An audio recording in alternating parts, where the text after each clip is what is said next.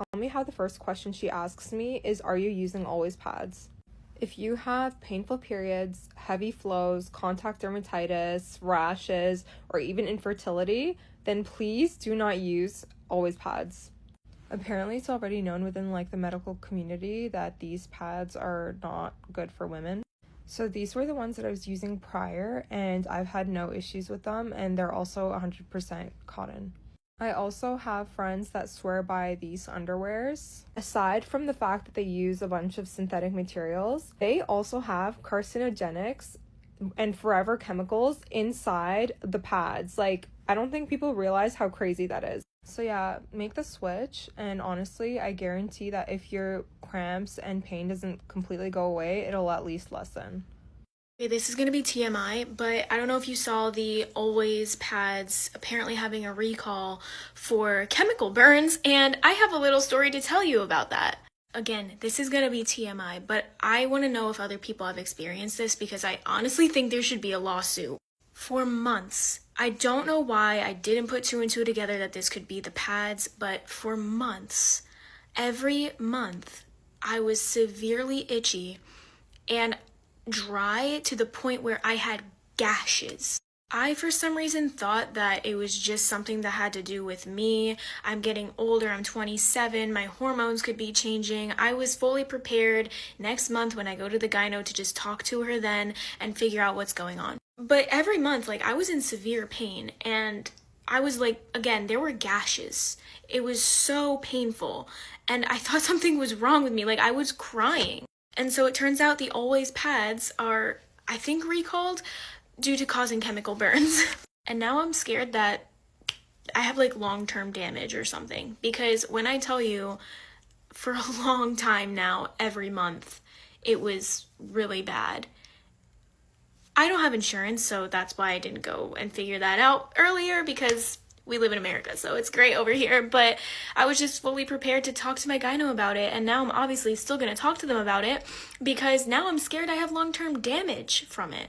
And I just want to put that out there, and I encourage you, if you have similar stories with the Always pads, put your story out there too, because I think that there should be a lawsuit. Look at it. Just see how exactly it looks like, whatever is inside, especially when you put light behind it, just like this. As I said, it's a pad that has not been used, as you can see. It's new and has not been used. So I've seen these videos trend, especially on TikTok, and I said, let me also try it. Let me actually remove this paper completely. So I said, let me actually try and see what exactly people are saying about sanitary pads. And it's not just in Kenya. The video that went viral is actually of a lady that is not Kenyan. So these are sanitary pad brands that are probably all over. So you can see. In case you're doubting, let me actually put this light here. So let's open a new pad together, okay? So I have this one. The one that I was testing is this one right here. And it's one of the biggest brands probably in the world. So it's similar to this. As you can see, I'm basically going to open it so that we test it together, okay? It's similar to what was there, okay? So you can see, I can literally see it from behind here, yeah? So then I'll take the light, just like this. Then I'm going to do what? Just see. This is what we as women use every month. Is it safe? What is this? Is it safe for us? Is it safe for our health? Women are complaining every now and then to be having recurrent infections. Could those infections be coming from sanitary pads like that exactly? So let's try this one as well. And this one right here, I actually thought I can also try panty liner. So this one is a panty liner. So why is a panty liner clean? There's nothing, as you can see. It's pretty clear, pretty clean. Yeah? And they are probably from the same can I say, material. So we can also try this one out. It's from a totally different brand. It's actually the same brand, just a different kind of sanitary towel. This one is a little bit longer. And I can already see, like from behind here, I can already see. So let's try this one as well. So you basically take your light. I don't know, this is so wrong, unless the manufacturers or this particular brand comes out clean and tells us what exactly this is, because we as women, these are products that we use each and every month for a couple of hours, for days. We do what? We use sanitary pads. But what exactly are we putting on? Are we safe? Is our health safe? Please, like, we as women, girls, we need sanitary products or our health is of concern. Yeah? So we need sanitary products that during that particular time of the month, when we are on our periods, we need to menstruate with dignity. We need to ensure that when women or girls are on their periods, they are menstruating with dignity. And dignity begins with having healthy and safe sanitary products. My life changed when I stopped using always pads. Like, I went from intense period pains, even sometimes being called 911 at the airport because of how bad my period pains was, to alhamdulillah, finally painless. I did a few things, but one of the main changes I made is I start using organic, clean, chemical-free pads.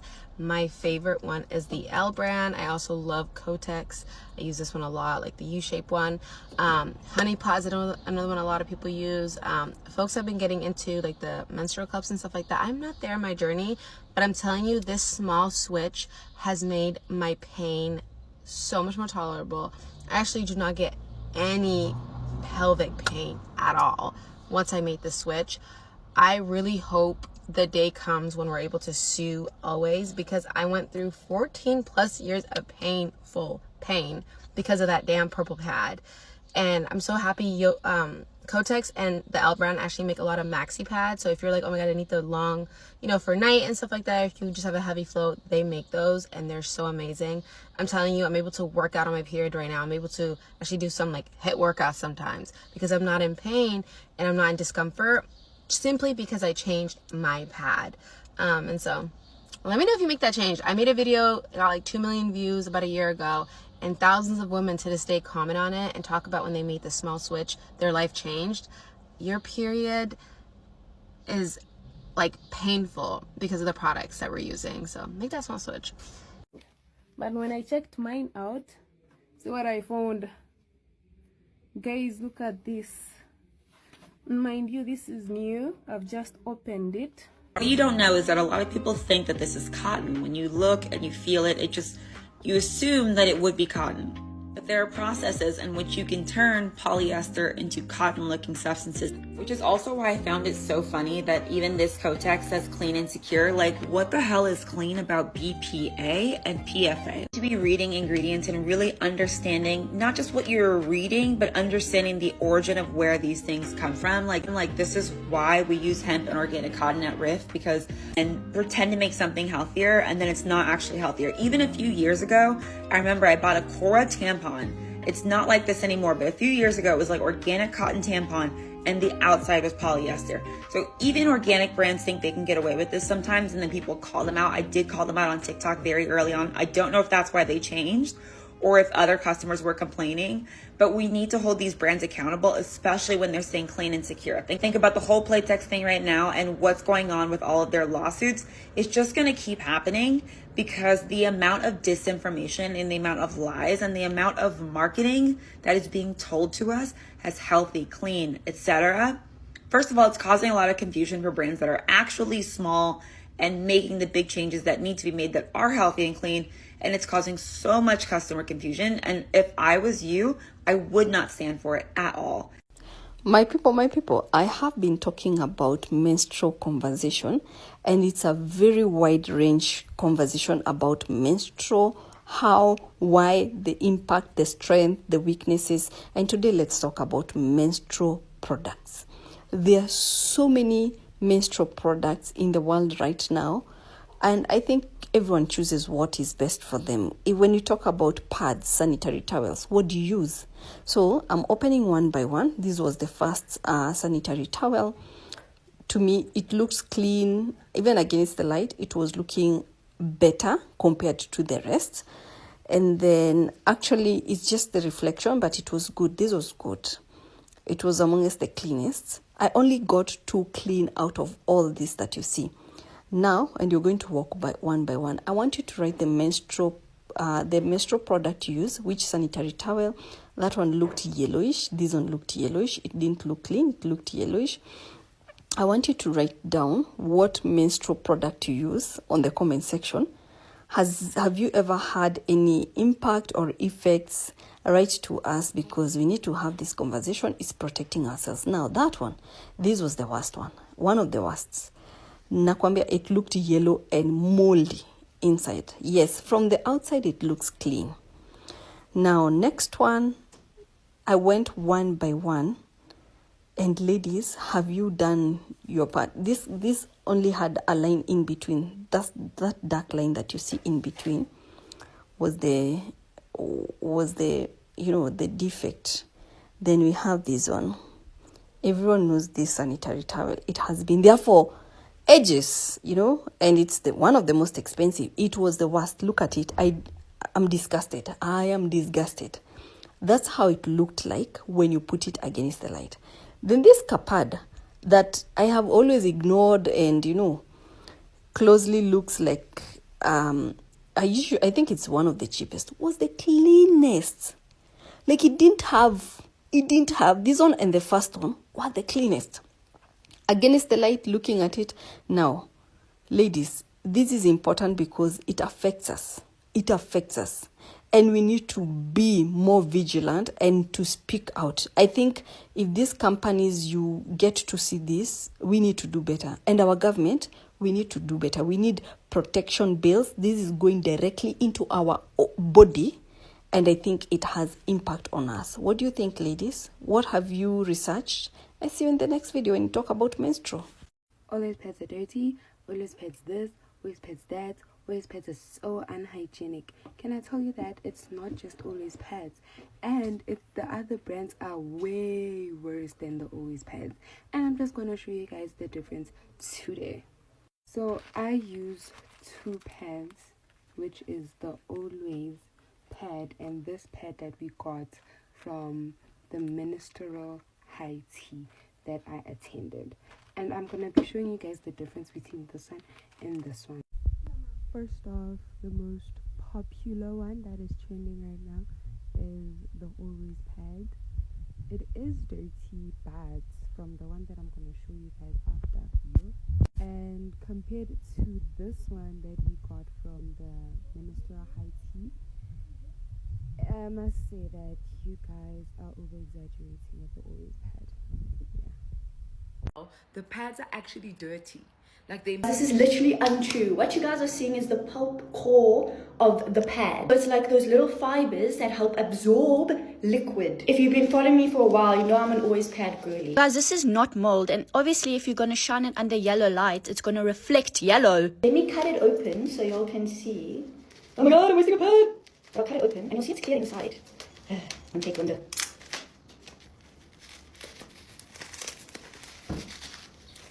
See?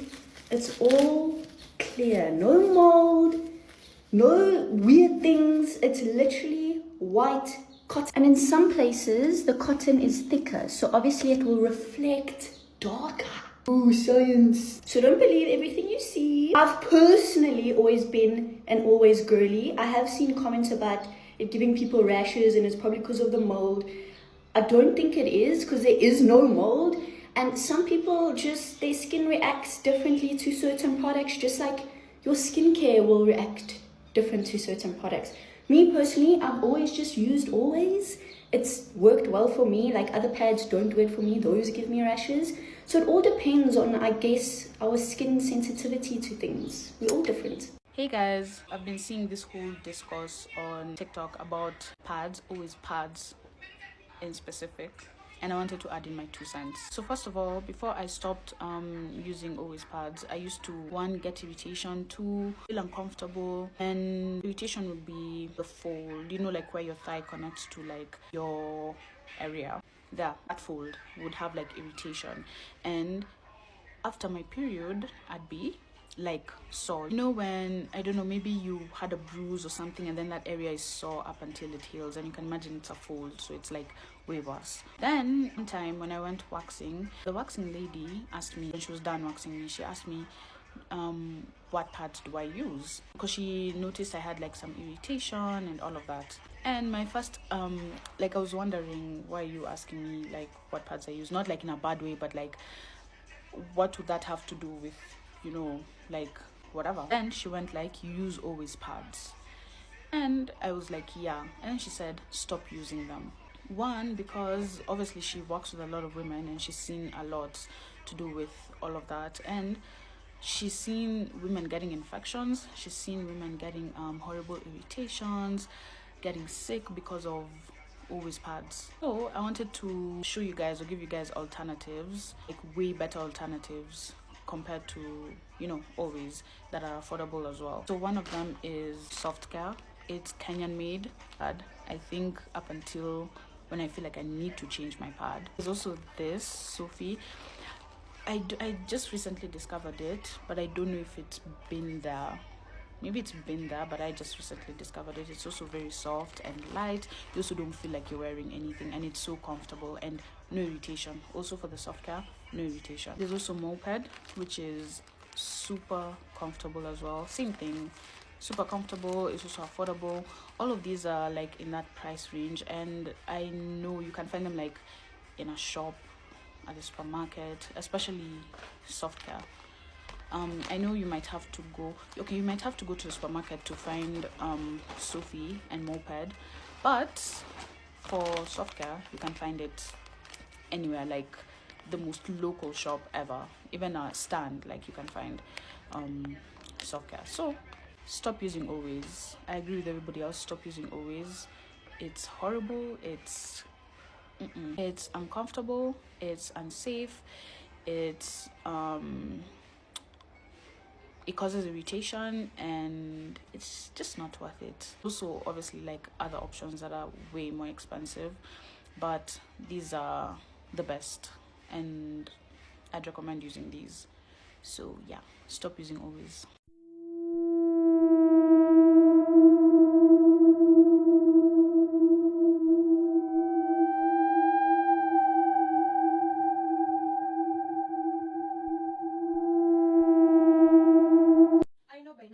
Seen that video where a pad was put under light and it looked, quotes, moldy.